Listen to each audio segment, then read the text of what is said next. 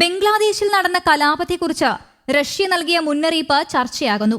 മുൻ പ്രധാനമന്ത്രി ഷെയ്ഖ് ഹസീനയെ പുറത്താക്കുന്നതിലേക്ക് നയിച്ച അക്രമങ്ങളെക്കുറിച്ച് 2023 ഡിസംബറിൽ റഷ്യൻ വിദേശകാര്യ മന്ത്രാലയ വക്താവ് നടത്തിയ പ്രസ്താവനയാണ് ഇപ്പോൾ ചർച്ചയാകുന്നത്.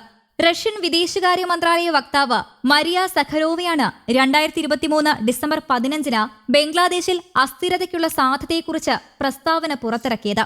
ബംഗ്ലാദേശിൽ വരാനിരിക്കുന്ന തെരഞ്ഞെടുപ്പിന് ശേഷവും ഷെയ്ഖ് ഹസീനയുടെ സർക്കാർ അധികാരത്തിൽ തുടരുകയാണെങ്കിൽ അവരെ അട്ടിമറിക്കാൻ അമേരിക്ക അതിന്റെ എല്ലാ വിഭവങ്ങളും ഉപയോഗിക്കുമെന്ന് റഷ്യൻ വിദേശകാര്യ മന്ത്രാലയ വക്താവ് പ്രസ്താവിച്ചു. അതിന്റെ എല്ലാ വിഭവങ്ങളും ഉപയോഗിച്ച് സർവകലാശാല, കോളേജ്, സ്കൂൾ വിദ്യാർത്ഥികളെ ഉൾപ്പെടുത്തി അറബ് വസന്തം പോലെയുള്ള രംഗം സൃഷ്ടിക്കാൻ അമേരിക്ക ഉദ്ദേശിക്കുന്നതായി സഖരോവ ചൂണ്ടിക്കാണിച്ചു. ജനങ്ങൾ രേഖപ്പെടുത്തുന്ന വോട്ടിന്റെ ഫലങ്ങളിൽ USA തൃപ്തരല്ലെന്ന് അവർ പറഞ്ഞു. ബംഗ്ലാദേശിലെ സ്ഥിതിഗതികൾ കൂടുതൽ അസ്ഥിരപ്പെടുത്താനുള്ള ശ്രമങ്ങളിൽ അറബ് വസന്തത്തിന്റെ വഴികൾ വരാൻ സാധ്യതയുണ്ട്. ബംഗ്ലാദേശിന്റെ ആഭ്യന്തര കാര്യങ്ങളിൽ US അംബാസിഡർ ഇടപെട്ടെന്ന് അന്ന് റഷ്യ ആരോപിച്ചു. ബംഗ്ലാദേശിലെ US അംബാസിഡർ പീറ്റർ ഹാസ് ബംഗ്ലാദേശിന്റെ ആഭ്യന്തര കാര്യങ്ങളിൽ കടുത്ത ഇടപെടൽ നടത്തുന്നുവെന്നാണ് റഷ്യൻ വിദേശകാര്യ മന്ത്രാലയ വക്താവ് മരിയ സഖരോവ ആരോപിച്ചത്. ഒക്ടോബർ അവസാനം ബംഗ്ലാദേശിലെ US അംബാസിഡർ പീറ്റർ ഹാസ് സർക്കാർ വിരുദ്ധ റാലികൾ സംഘടിപ്പിക്കുന്നതിനുള്ള പദ്ധതികൾ ചർച്ച ചെയ്യാൻ പ്രാദേശിക പ്രതിപക്ഷ അംഗവുമായി കൂടിക്കാഴ്ച നടത്തിയിരുന്നു. അത്തരം നടപടികൾ ആഭ്യന്തര കാര്യങ്ങളിൽ നടത്തുന്ന കടുത്ത ഇടപെടലല്ലാതെ മറ്റൊന്നുമല്ല എന്ന് മോസ്കോയിൽ നടത്തിയ ഒരു ബ്രീഫിംഗിൽ അവർ പറഞ്ഞു. ധാക്കയിലെ റഷ്യൻ എംബസി തങ്ങളുടെ വെരിഫൈഡ് ഫേസ്ബുക്ക് പേജിൽ സഖരോവയുടെ പ്രസ്താവന പോസ്റ്റ് ചെയ്യുകയും ചെയ്തിരുന്നു.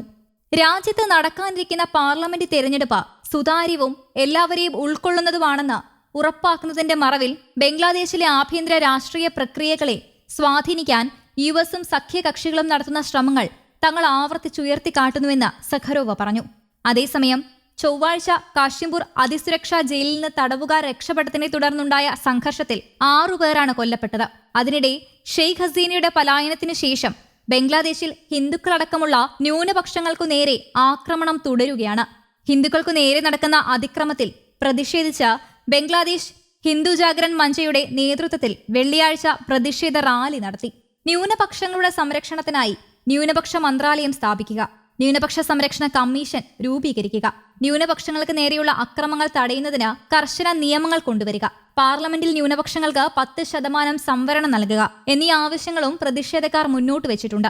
ന്യൂനപക്ഷങ്ങൾക്ക് നേരെയുള്ള ആക്രമണങ്ങളുടെ പശ്ചാത്തലത്തിൽ ബംഗ്ലാദേശിൽ നിന്ന് ആയിരക്കണക്കിന് അഭയാർത്ഥികൾ ഇന്ത്യയിലേക്ക് അനധികൃതമായി നുഴഞ്ഞുകയറാൻ ശ്രമിക്കുന്നതോടെ ഇന്ത്യൻ അതിർത്തിയിൽ കനത്ത ജാഗ്രത പാലിക്കുന്നുണ്ട്. അതിർത്തിയിലെ സ്ഥിതി വിലയിരുത്താനും ബംഗ്ലാദേശിലെ ഇന്ത്യക്കാരുടെയും ഹിന്ദുക്കളുടെയും ന്യൂനപക്ഷങ്ങളുടെയും സുരക്ഷ ഉറപ്പാക്കാനും BSF ഉന്നത ഉദ്യോഗസ്ഥന്റെ നേതൃത്വത്തിൽ കഴിഞ്ഞ ദിവസം 5 അംഗ സമിതി രൂപീകരിച്ചിരുന്നു.